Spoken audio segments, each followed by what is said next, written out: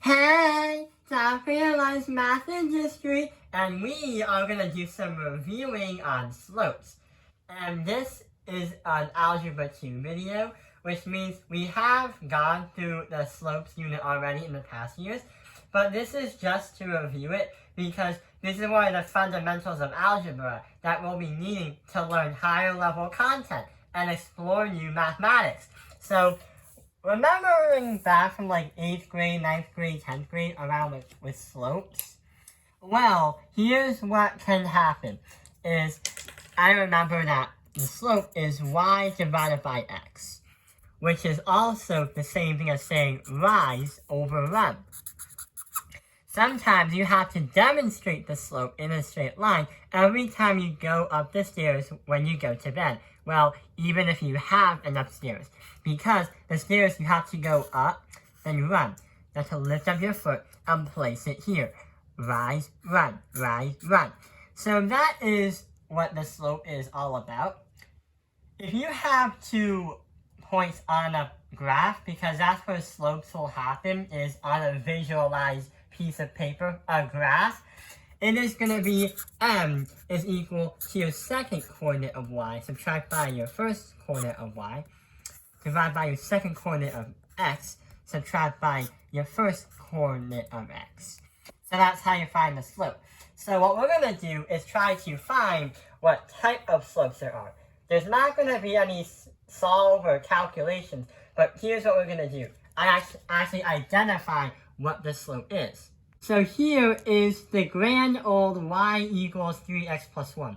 One of the most common equations that you'll see in an algebra lesson. So when we graph this,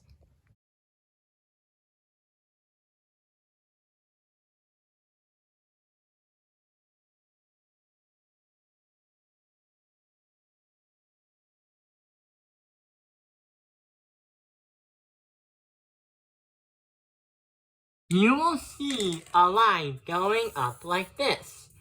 And when you read a graph, just like you're reading an English or German type language, you read from left to right. And the crazy thing about left to right is, on that graph, you go from left to right. When the slope goes from the bottom left to the top right, that will tell you that this is going to be a positive slope. Because as time goes on, or every time you go to the right, your point is going to make you go up. There's a positive slope. So here is the next one that we're going to take a look at. It's y equals negative 2x plus 3.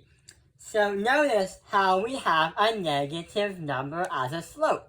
And notice how we have a positive y-intercept, the starting point. The starting point isn't really going to affect the slope in terms of like rise over run, but it will affect where the slope is going to start at. Not only that, it's also going to move the slope up, down, left, or right on where it wants to start. So if we graph this,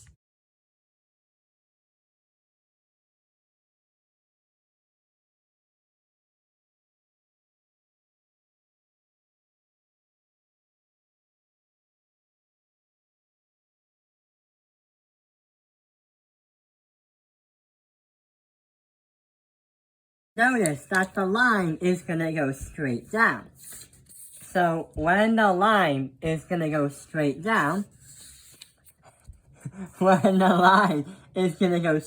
down, that means there is going to be a negative slope because you go from left to right. So it goes, doo! So as it goes from plus 3, it continues straight downward, a negative slope. And that number, negative 2, tells you that there's going to be a negative slope. The next one we're going to take a look at is going to be y equals 4. The problem about y equals 4 is it's not in its y equals mx plus b form. No way. We don't even have a b, and we don't even have an x. Where is that x? So when we try and graph it,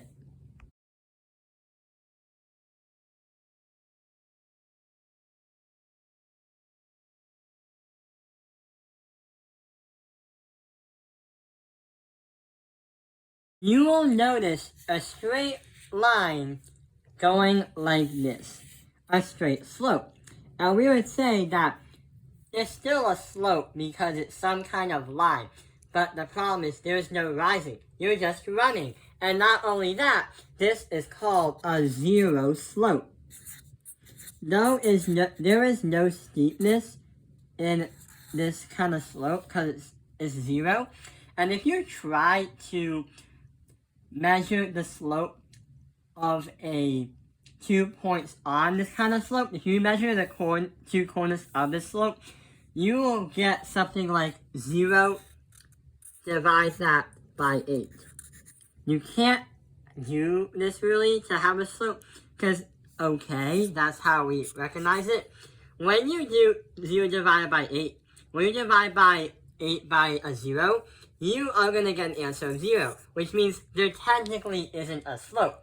So a zero slope happens when it's a straight line, and there is no really slope. There's no slanted slope.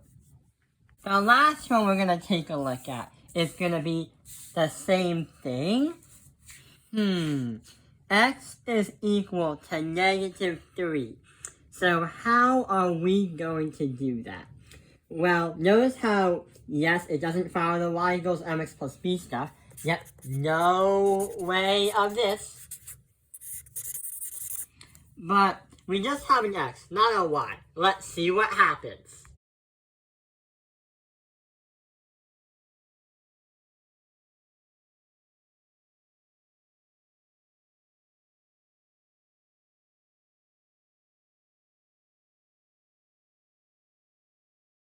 So notice how we have a vertical line that goes straight down.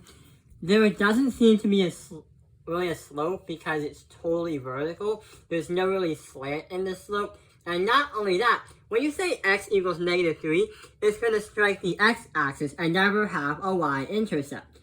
There is no slope and there is no y-intercept. There is no y in the first place.